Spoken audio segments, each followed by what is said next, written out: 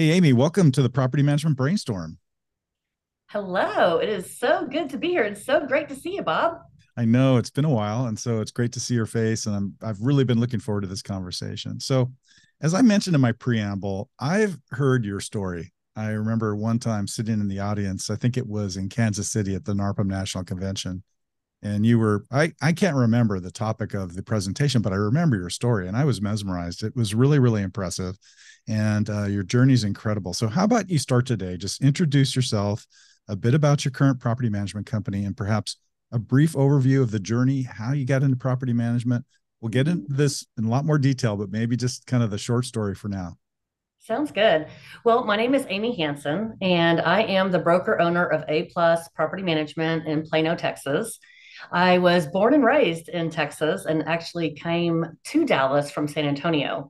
I've had my real estate license almost 30 years, which I know Wow. seems like forever, but I think I when beat you I in was, that, by the way. I think it, I've had mine for 40, but it's just amazing. yeah, It's right. amazing how fast it goes. I never thought I'd be doing this long, but long story short, I did a presentation on buying, selling, and starting over because that's kind of, what happened in my life. I didn't plan this. It wasn't my dream. It wasn't on the spreadsheet or the 5 year goals. It just kind of all happened. And it's kind of amazing that it all did happen. But short story, I was in college and needed a job. And this is back before the days of the internet. Can you believe we lived without Google at Right. one point in Right. So time? are you saying you didn't go to college to be a property manager? I guess. Exactly, Yeah. exactly. I don't know that anybody ever None of goes us into have. property Right. management. So I got this part-time job at a real estate company doing receptionist work. And one thing led to another. And they said, hey, if you wanted to make some more money, you could help us with the sales and we would pay you bonuses and commissions. So get your license. So back in 1993, I got my license and started working for this company and was had a great career in doing sales and went into relocation and went into corporate real estate. And I had done that for quite a while, and I was a little burned out on the corporate world. And so one day I picked up the phone and called the old company and said, hey, I'm looking to make a change. What's going on with you guys? And I kept in touch with them, as many of us do as we travel around the world. Hmm. And they said, you know what? We are just now converting from a partnership to a corporation so we can sell this company. And I said, well, I would sure like to buy it. And so I went to dinner with them and we shook hands over the table. Now, back then in 2006, which really isn't that long ago, but in 2006, there really was no parameters for selling companies or buying companies. There was no book on it, there was no history on it. Nobody knew what they were doing. So we did the best we could. Yeah, and I bet you a lot of the documentation was on like sticky notes and pads of paper and paper file cabinets, right? That kind of thing. Absolutely. I was like, I mean, we wrote out the agreement on a napkin and said, hey, this Oh my looks good to gosh. me. Does this look good to you? It sounds fair. Let's do it. And I had known these people for many, many years. And so we had a personal relationship, but they let me buy it on a 5 year seller finance that they allowed me to pay out. Now, when I bought it, it was a real estate company that did property management on the side. They never intended to do property management. They never tried to do property management, but San Antonio being a huge home for veterans, lots of people move in, move out, and there's a huge need for property management. So one person asked, and then another, and another, and the next thing you know, they had a property management department. Interesting. So I bought it when it had 90 properties. And at that point in time, I literally knew nothing about property management, zero.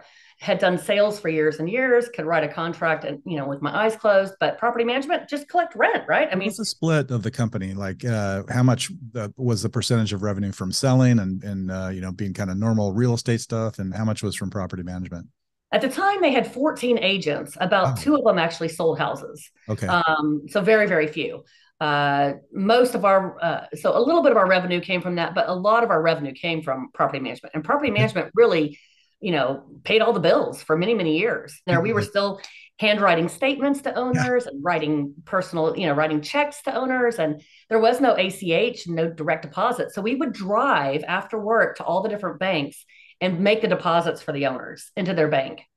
It was crazy, but it worked. And it's kind of like when you don't know any better, it works. It's great. It keeps growing.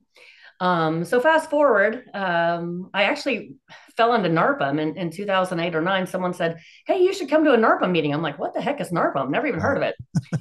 And I went and my eyes were opened and I drank the Kool-Aid of NARPM, which we can talk about more later. Um, but fast forward, 2016 came along and I had an unsolicited offer that said, "Hey, we want to buy your company." And still in 2016, it wasn't really a big thing. Like people just didn't do that. You just would work and then you would retire and you would close the company. People didn't buy and sell companies like they do now. I just assumed I'd be there till I was 65. Hmm. And lo and behold, here I was 45 years old and thinking, well, this could be fun. Let me do something different. So we made a deal where I did a seller finance on a 3-year note with them, sold the real estate, property management, the whole thing. And that was great for them, great for me. I did have a non-compete. So my non-compete was for San Antonio. And so I hadn't, had some family up in Dallas and thought, well, I'll go to Dallas and work up there. When I got to Dallas, I applied for some corporate jobs and I thought, I don't know if I can do the corporate thing again. And so I thought, well, I'll just open my own shop, put out my shingle, see how it goes. If I could manage, 40 or 50 doors, that'd be enough to supplement my income and I could do it. And fast forward a couple of years, I was at 50 doors like in 6 months. It was Wow. unbelievable how fast it grew in Dallas. And none of that would have happened had I not had the experience from San Antonio. Being brand new as a brand new property management company owner, I've had a lot of people say, "How did you do it? How did you do it?" Well, I knew what worked and what didn't work in San Antonio. So I just took that and duplicated it, took out the stuff that didn't work and really emphasized the stuff that did work. And now we're at 200 doors. And my husband is working on my team, and my son has come on board with my team, and my other son works part time for my team. So definitely a family affair now. So Oh, now, that's yeah, we're humming along at 200 doors, and our goal is never to be this big, huge company with 500 or 1,000 or 2,000 doors. That's really not us. We like the small portfolio management style that we have, and but extremely blessed. Extremely blessed. I could have never planned this out like it happened, but it all came together better than I could have planned it, I'm sure. that's an incredible story. Now, so I'm assuming when you started your second company, A Plus, you had some resources from the sale, right? So it wasn't just kind of jumping in. Exactly. So I had revenue coming in. When the market collapsed in 2007 and 8, I bought properties. So I had rental properties. So I Gotcha. had some rental property money. I had some uh, money coming from the sale of the company, and then now I had a new company to generate revenue. So lots of different revenue streams. So you mentioned it's a family affair. You work with your husband, your sons are involved. One of the things I really admire about you, and I've watched because we're friends on Facebook, right, is you seem to have a really healthy work-life balance, and that is extremely hard to do. I mean, I see you guys out at ball games, you're spending time with the grandkids, going to concerts, and of course, you mentioned your involvement in NARPM. I mean, how do you do it? What's the secret? I think really the secret is when you set up your business, you have got to set parameters and guidelines around how you're going to work with your clients and your customers. Of course, we always want to be able to help people if there's an emergency after hours, but our phones turn off at 5 o'clock every day. And Mhm. that's a hard stop. We are not going to, spend till 8, 9, 10, 11, 12 o'clock at night taking phone calls, sending emails, etc. So I think making sure that you have that hard stop and you do make sure that you do have a work-life balance. Otherwise, you burn out. Anyone can burn out in this business, whether you're doing sales, property management, some of both, whatever. It's a high burnout business, and I've got to have some of that relief time. But that goes back into if you want to be able to create that, you have to make sure that your clients and your customers understand that. So we tell our clients right from the beginning, we are here 9 to 5, Monday through Friday. We are going to be here to help you. We're going to lead you through this process. But if you want us to be on the phone with you at 7 o'clock on a Saturday night, we're not the right company for you. And that's okay. We're not the right company for everybody, but we also tell our tenants the same thing when they come on board. We work office hours. And so we ask them to respect those office hours. And of course, we're available, like I said, for emergencies. But I think having that discussion with clients and setting that as a boundary and as a guideline really helps out. And they appreciate that and they expect that. And they respect it, which is even better. That's fantastic because I mean the personal boundaries are really important in this business. They need to know your customers need to know that hey, property managers get vacation too. We also get to enjoy the weekend because a lot of owners, when they're off, is typically at night or on the weekends, right? So if you don't set those limits or set those barriers, as you mentioned, you're going to have people calling you, Sundays, Sunday, wondering where you are. And in the day of age, in this day of age of of quick responsiveness and social media and instant gratification, they expect an answer quickly and almost immediately. So it's really good you set that expectation up front. Throughout your career, you've been really committed to participating in a NARPM. So let's talk about that for a minute. That's, for those who don't know the organization, it's the National Association of Residential Property Managers. So tell us about that and why it's so important to you and in your career. Well, when I bought the company in San Antonio, the owners were retiring. They were 65 and 67 years old, and they only knew what they knew. So, like I said, we were doing statements on paper. We were handwriting statements and making copies and mailing them every month. And they didn't know any other way. When I went to my first NARPA meeting, first of all, I was like, wow, there's other people that do what I do. How cool is this? And coming from the sales world, I was so used to, in the sales world, everybody keeps everything so close to the vest. I can't Mm-hmm. share any of my secrets with Bob because Bob might take my business. I can't share my struggles with Bob because then Bob will exploit my struggles as a Yeah. business. And when I went into NARPM, I was like so impressed. Not only were people willing to share, but people were willing to stand up and say, you know what, I have a problem with maintenance. Maintenance is our biggest challenge right now, or leasing is our biggest challenge from now. And people would raise their hands and say, I want to help. Let me tell you what we're doing. This is working for us. And I think the knowledge that there's plenty of business out there for all of us, and that our main competition, my competition is not Bob. My competition is the owner that's managing his own rental property. Correct. Those are my competition, not Bob. And I think when you realize that, you realize that it's more of a collaborative effort, and it's a group that wants to do better. They want to make their businesses better. Of course, we all want to be profitable. I mean, we're not in the business to be, we're not a nonprofit. But knowing all of that, and having people that are thinking the same way you are thinking to try to grow and develop and improve your business is amazing. When we started, there was no ACH, there was no direct deposit, simple things that we take for granted today. There was no internet. We Mm-hmm. couldn't text tenants or text owners when we started. We had to pick up the phone and give them a call. So the world has changed. And I think NARPM has allowed us to take some technology and take some resources and learn how to better use that technology to ultimately give our customers and our clients a better experience. And so that part, it just blew me away. It absolutely blew me away. And coming into owning a business when I knew nothing about property management, I learned, hey, there's a better way to do this, or there's a better way to do that. One of the things that I truly love the most about NARPM is it still kept it at the local level, because my culture for my clients is going to be different than a California property Yeah. management company, or a Florida property management company, or a New York property management company. And so we can all sit at a table and say, you know what, that's a great idea. That doesn't work for my culture, but I still respect that you do that. Here's what we're doing. Maybe this would help somebody. And so I've gotten just so much out of it over the years. They said, hey, can you volunteer and help us, run a meeting? I'm like, help take tickets at the door and do reservations. And it started out as simple as that. And I said, sure, I'd love to. I'm going to come to the meeting anyway. I can help out.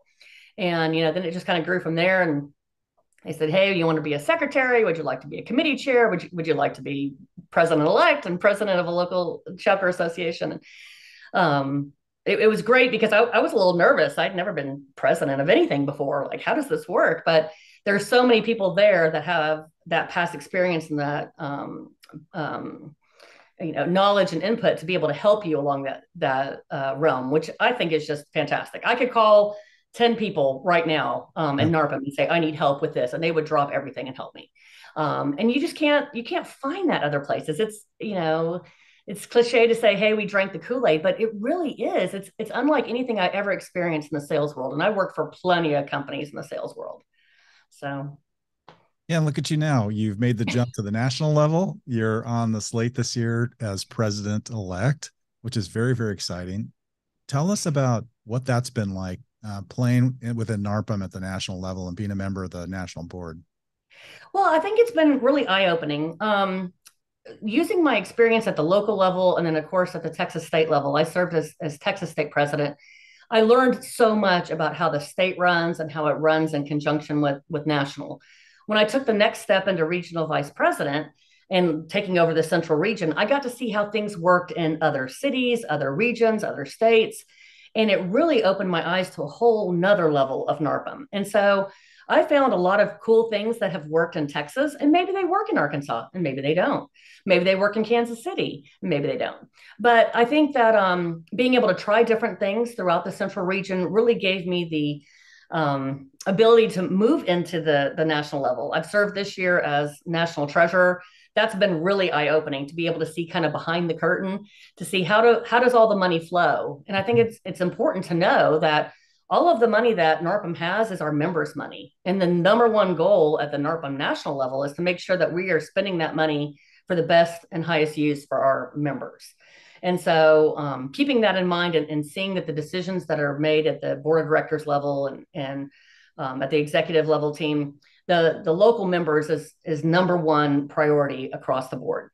I am running for president-elect. We're having an election coming up soon. I'd love to be selected for that. But, if I'm not selected, and that, that happens in a lot of these races, I'm not going to stop volunteering at NARPM. NARPM's in my heart. I kind of bleed NARPM. So I told him, even if I don't make it, y'all are going to still have me around here doing work. So, some competition I think is healthy. I think it always makes us push our boundaries a little bit, pushes us a little bit. It makes you feel a little uncomfortable, makes you strive to do a little better. So I think competition's a healthy thing, and so we'll see how the race goes. But either way, I'm in NARPM to stay.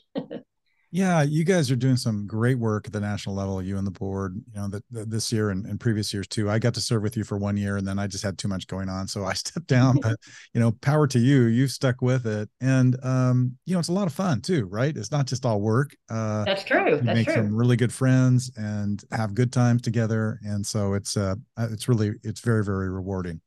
Okay, so you've sort of told us about your journey. So let's have some fun here today. All right. Okay. And I'm going to call this the lessons learned speed round. It's not really a speed round, but I'm going to fire some questions at you and you get to tell us about what lessons you've learned through your journey of 2 different property management companies. Okay. So are you up for this? I'm ready. Okay. You ready? All right. So here we go about your PM wisdom. You're going to give us all your tips. So number 1, what lesson did you learn from your first property management company that you found helpful in starting number 2, A+? I would say the number one thing is that change is hard. And typically people, myself included, are afraid of technology. And technology moves faster than anything we could ever imagine. And being open to technology, I think really allowed me to set the groundwork for my new company to be successful. And I know that the older you get, the harder it is to take on new technology. And the previous owners of the company that I had in San Antonio were very technology resistant. And that was a big challenge for me. And so I really wanted to make sure that I had the right technology, and there's so much to choose from. Make sure I had the right technology to set the company up for success here in Dallas. That is a great, great point. I mean, I started my property management business from scratch. And of course, that included pads of paper, sticky notes, kind of the stuff we've talked about. And I remember, I think we hit like 50 properties or something. And I had a small team and I said, hey, this is ridiculous. We can't continue to do it on paper. We got to digitize this. And everybody's, well, what? No, blasphemy. We can't do that. That's not going to work. I need the paper. And so it's huge amount of resistance. And so, you know what? I had to hire a temp because no one else would help me with it. I had to hire a temp to come in and scan all the files. And I said, okay, no more printing paper, no more paper files. It's all in the cloud. And so that was a huge step for us. All right. That's fantastic. Okay. Number 2, what do you wish you knew in San Antonio that you know now? So what do you wish you knew then that you know now, being in your current position and with your current company? Well, I was trying to decide on just one, but I think there's 2 things. The first thing was I thought that our competition was larger franchises. There are a lot of big franchise companies in San Antonio. And so I always thought, well, that was our competition, instead of focusing on the mom and pops are really our competition. So I wish I would have understood that sooner. I could have made I could have made better decisions going forward. And living in the cloud in San Antonio, we had a 10 by 10 storage room full of paper. There you And go. anytime we needed something, we had to drive to the storage unit and find the pile of paper. And I think it's overwhelming to take that, like you said, you took 50 files and digitize them, but to take a 10 by 10 storage and put all that in the cloud and put it somewhere and know that you can actually retrieve it when you need it, it was scary. It was super scary. And so I wish I knew how easy it was. We went 100% paperless here in Dallas. And gosh, man, it would have made a world of difference back in the day in San Antonio. So I wish I would have been more open myself to technology and more open to trusting that there are different ways to do it that don't include tablet and chisels. Yes, for sure. Yeah. All right. That's good. Number three, fee maximization and ancillary fees have become a big topic lately, right? It's tough to be profitable in this business if your only revenue source are your property management fees. So what ancillary fee have you implemented in your current business that you would not have thought of with company number one? Great question. So company one, number one, we were exclusively management fees. I mean, we had almost zero ancillary fees. And I think you're right. I think in the competition that we have now and the way that the future is going, especially with all of the AI options that are out there for bigger companies, there is a real push to push down the percentage-based management fees. And so as a business owner, if you're not looking at ancillary revenue, you're going to have some problems in the future being able to afford staff and to compete in the marketplace. Admin fees were not a thing when we were in San Antonio. Pet fees didn't exist. We Sure. had done pet deposits for years and years and years, and nobody had ever heard of a pet fee or a pet rent. And most of the time in San Antonio, you know, we would give all the late fees and all of the NSF fees and everything to the owners, even though we were the ones, you know, doing all the collecting. So we made some pretty significant changes there. And renewal fees. I mean, we would have leasing fees that were pretty typical and a monthly management fee, but renewal fees were unheard of in San Antonio as well. And the renewal process has gotten harder and harder over the years. I have found there's a lot more work that goes into it than just, hey, renew a lease, poof, you're done. It can be a multi-week, multi-month process depending on the client's wishes and what they're looking for. So, yeah, tons and tons of revenue. We are extra revenue that we have coming in. We're currently at 35% for our ancillary fees versus our management fees. We'd love to get to 40 or 45%. We'll see if we can make that happen. But we definitely want to be prepared and make sure that we're sustainable should there be an intense push down on management fees, which we think is in the future cards. Yeah, we're starting to hear about that zero management fee businesses, right? And they're making all their money on charging, you know, I mean, some might call it nickel and diming. Some say it's fee maximization, but charging the customer or the tenant for pretty much everything, right? Sure. Other than Absolutely. managing the property. I mean, the normal stuff. Okay, cool. Number four, what's the best technology you utilize today? You've already thrown out a few. I mean, you have a tech stack, we call it at A Plus Management. And I guess which one do you use the most, and maybe the one you wish you had access to with your first property management company in San Antonio? well, when I first started in San Antonio, we were using a dial-up system that only had one user to be able to actually plug in a couple of pieces of information.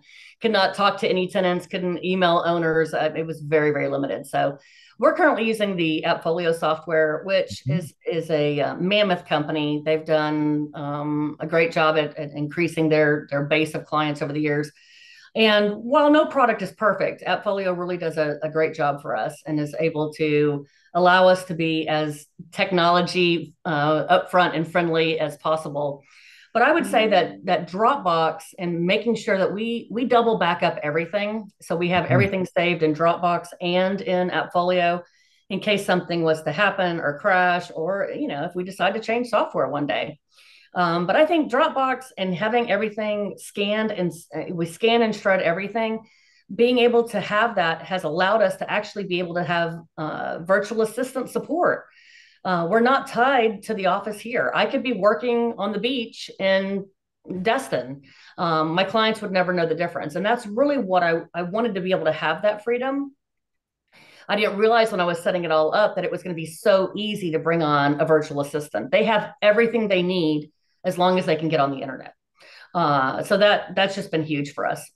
We use Ring Central for our telephone system, so our VAs can answer the calls and transfer calls, and people can text in and text out to one central number. They don't have our actual cell phone numbers. So again, making sure that we have that work-life balance. But that's been huge. And I mean, simple stuff like DocuSign. I mean, we used to fax over leases and have people initial them and fax them back, and now I can send a lease and have it back and signed in, a couple of hours, and it's clean. You can read it. Hadn't been faxed 100 times.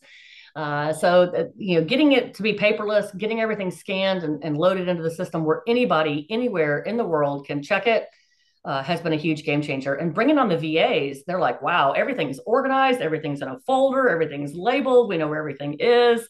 Everybody follows the exact same process for filing documents. So we can look at any property at any time and know exactly where the documents are.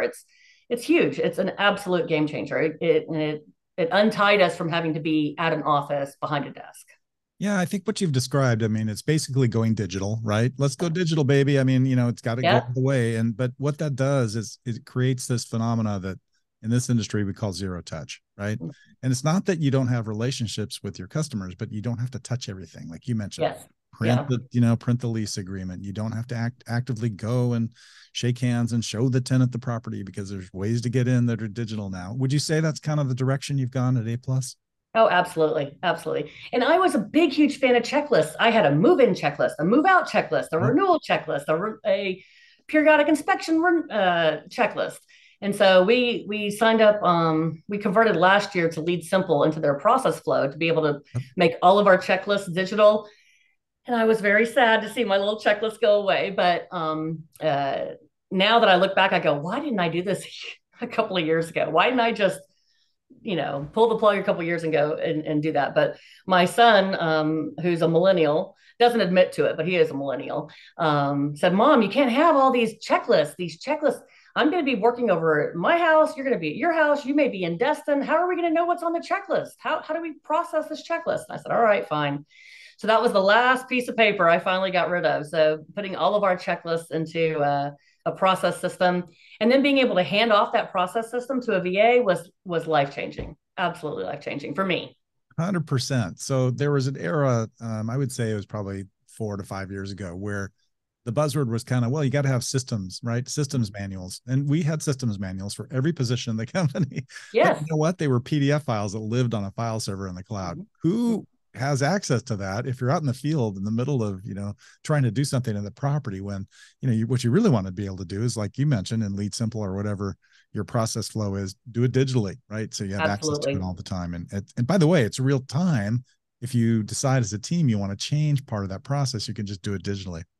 All right. Hey, that was really super fun. So what other thoughts would you like to share, I guess, as we wrap up today? We're having a great time. This is really good to chat, but in the interest of time, we do need to wrap up. So what are your parting words? I would say that if you're in property management, number one, join NARPM. Get involved with your local association. I know some states don't require people to be licensed. In our state, we do require them to be licensed. So I go to a lot of training and a lot of seminars, either at the state association, my local association, or even at the National Association of Realtors, because this world is constantly changing. We just got word yesterday that the EPA is changing the rules on lead-based paint again.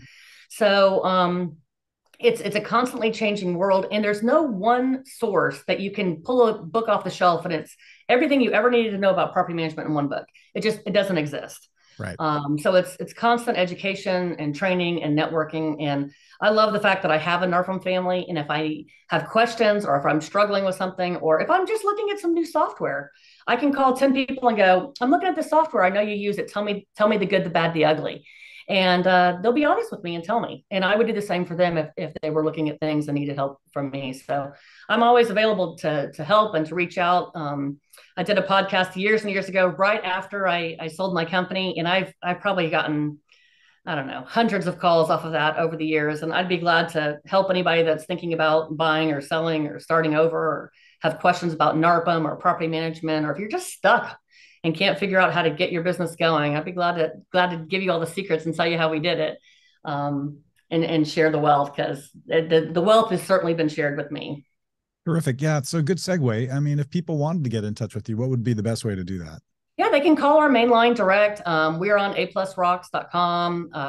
My email is on there. Our phone number is on there.